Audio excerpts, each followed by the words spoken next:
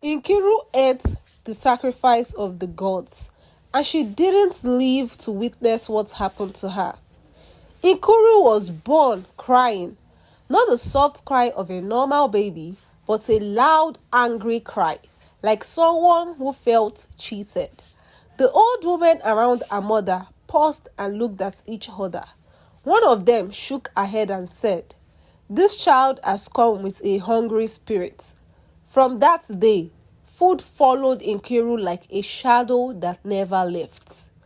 As a baby, she cried more than all the children in the compound. When food touched her mouth, she slept peacefully. The moment it finished, she woke up again, crying. Her mother cooked and cooked, breastfed and breastfed, yet the child was never satisfied. If someone walked past carrying food, Nkiru cried harder, as if her nose could smell hunger itself. People laughed and joked, saying the child would eat the whole village dry, not knowing they were speaking the truth. When Nkiru started walking, her feet followed smoke instead of people.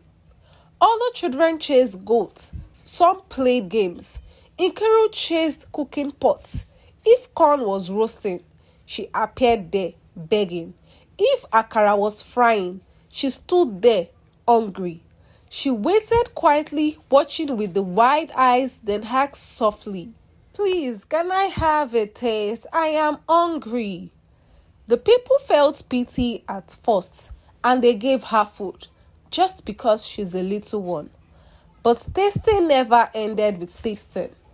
One bite became two, two became handful, and before anyone noticed, the plate was empty. Nkiru finished it all.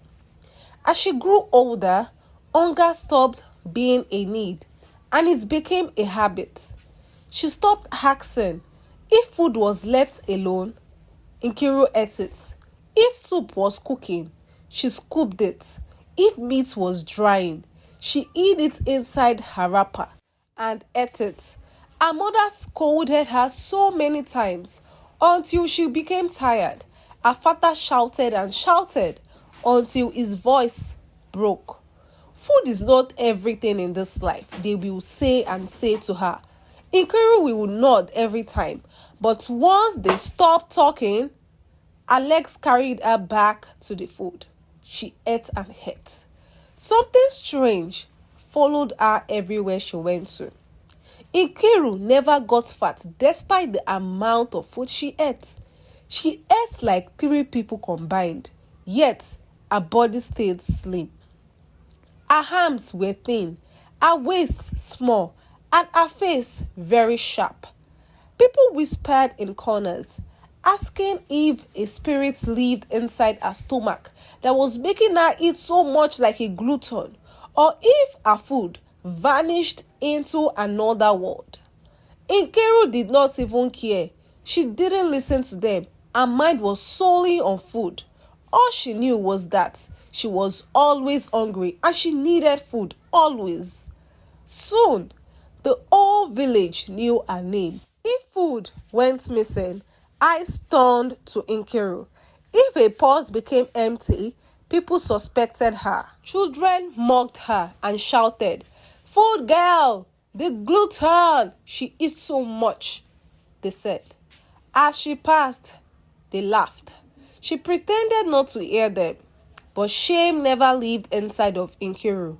Only hunger lived there, and she wasn't ashamed of it. Okori grew into a young woman in her early 20s, still slim, still restless, still chasing after food with her eyes and body. People began to talk about marriage. Some laughed and said, "No man will ever get married to her. The way she eats, she's going to eat all of the food in her husband's house, and I don't think any man will want to get married to someone like her." Others gossiped, saying, when she has a husband, she will learn control. Others said, I don't think this one can ever learn control. She's so obsessed with food. It's like she's even cursed with itself. But Nkiru didn't care. She heard but ignored, and she did not even care about love. She only cared about where her next meal would come from. One day, a man married her. His name is Okori. He was also young, hardworking, and patient. And he has heard of everything Nkiru does. But he said to himself, who doesn't like food? She can't be that bad. Nkiru was also in love with Okori. She liked the fact that someone was willing to make her his. And she tried to behave for the first time in her life. She cooked and served her husband. But even then, her hands shook while serving. She gave him small portions and gave herself very big ones. When Okori went to the farm, she ate a share of the food.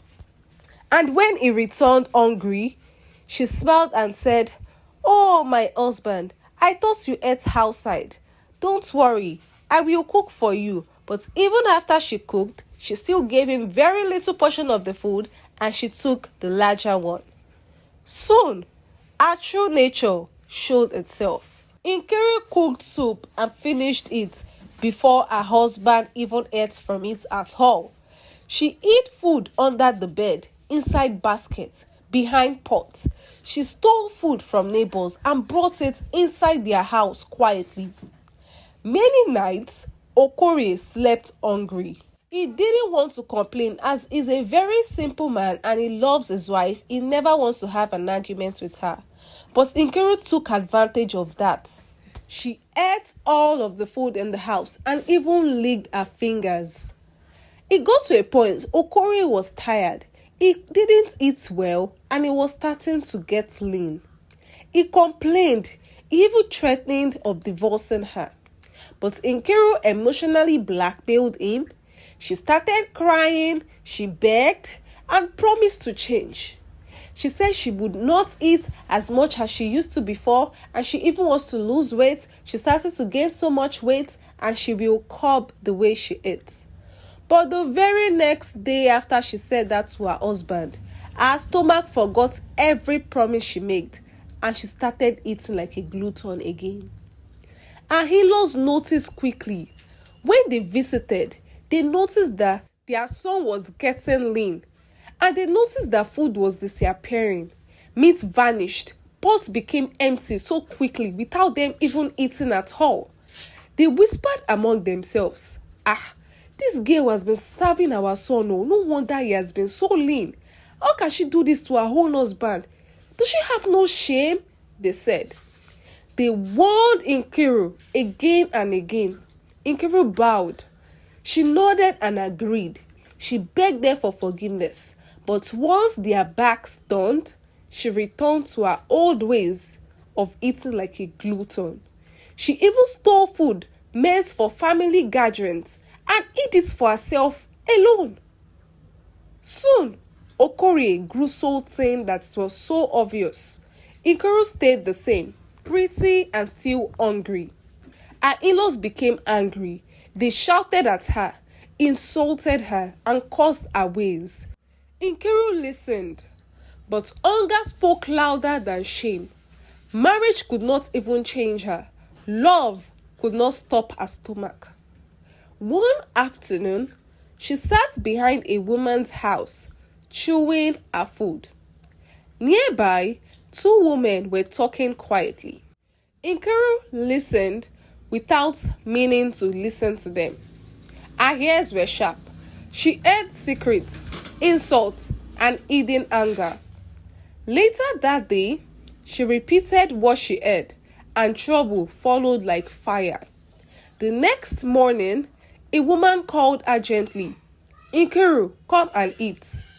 As she ate, the woman leaned closer and asked, "What did you hear yesterday?" And because the woman provided food, Nkiru spilled everything to her. With her mouth full, she said it all. And the village found a new use for her. They started bribing her with food and sending her to go around the village to bring the hottest gist for them. And she did because food was involved. People began to give her food to carry gossip. Breakfast for secrets, lunch for lies. dinner for trouble. Nkiru did not care who fought or cried after she gossiped and revealed their secrets. As long as food entered her mouth, her heart was satisfied, her mouth was zipped. Even when her husband complained about it, she said nothing. Food mattered more than marriage, she said to herself. One day, hunger nearly killed her. She has eaten all of the food in her house, even the one that was meant for the next day. Nkiru has eaten them all. A woman mixed rat poison inside food to kill rats. She dropped the bread outside. Nkiru saw the food. She ate it, and before anyone could stop her, she fell, foam coming out from her mouth. She started shaking like dry leaves. People screamed, thinking she was dead.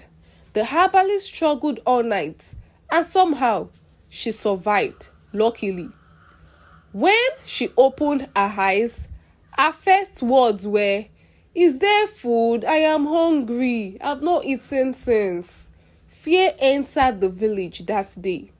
Nkiru was just saved, and the first thing she thought of was food.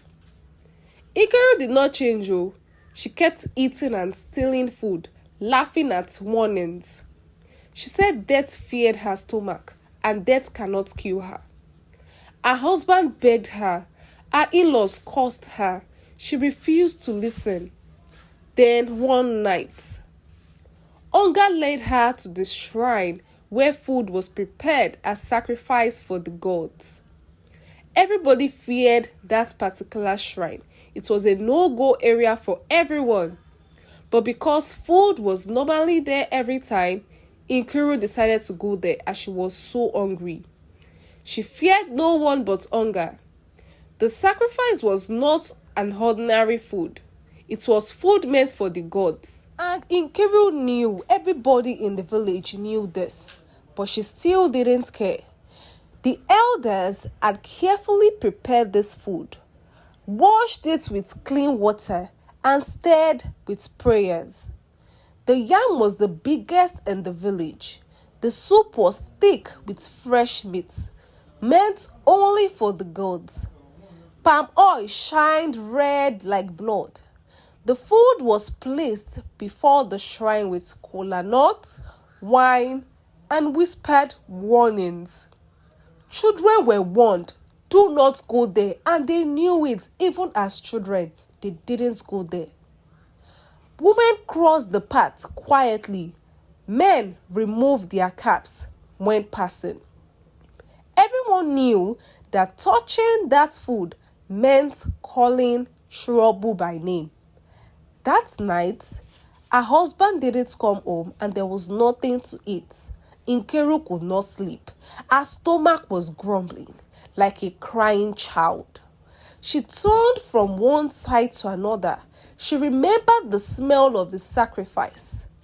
Her mouth filled with saliva. Her mouth watered. She told herself it was forbidden, but hunger argued louder.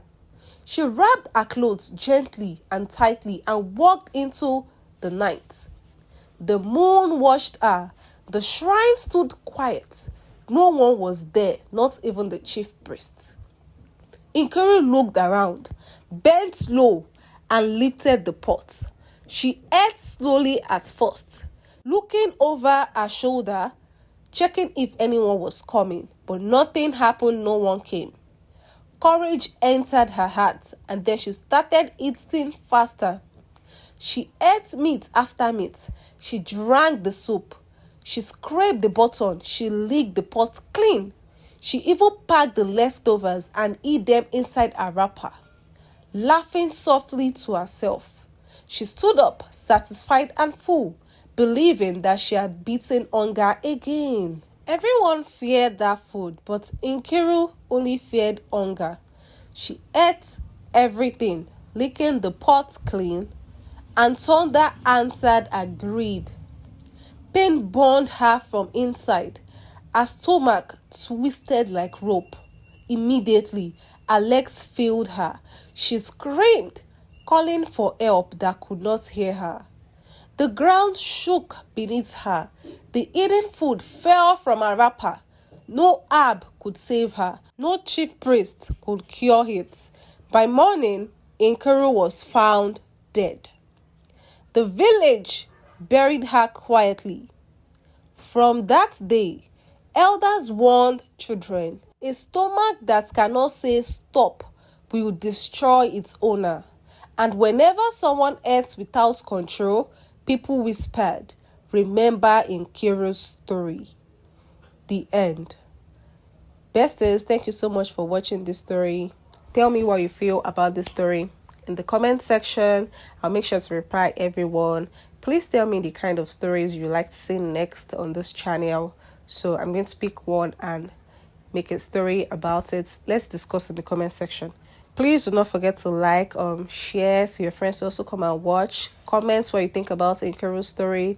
Does she deserve to die?